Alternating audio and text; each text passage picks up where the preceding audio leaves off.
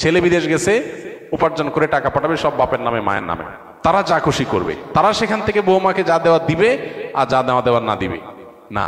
এভাবে আসলে ইসলাম মা বাবাকে এতটা অধিকার দেয় না যে সম্পদ সারা জীবন যা কামাই করবে সব বাপ মা যা ইচ্ছা তা করবে, জি না, এই সুযোগটা নেই।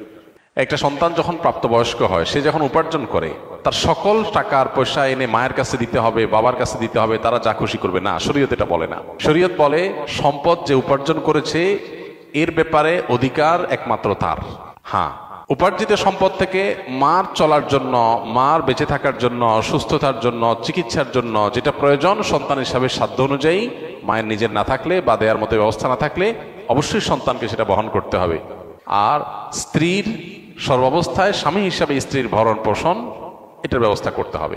এর বাইরে উদ্বৃত্ত টাকা, সেটা ছেলে কি মাকে উপহার হিসাবে অতিরিক্ত দিবে, না স্ত্রীকে দিবে, না কাকে কত দিবে, নাকি আদৌ কাউকে না দিয়ে নিজের অ্যাকাউন্টে রাখবে,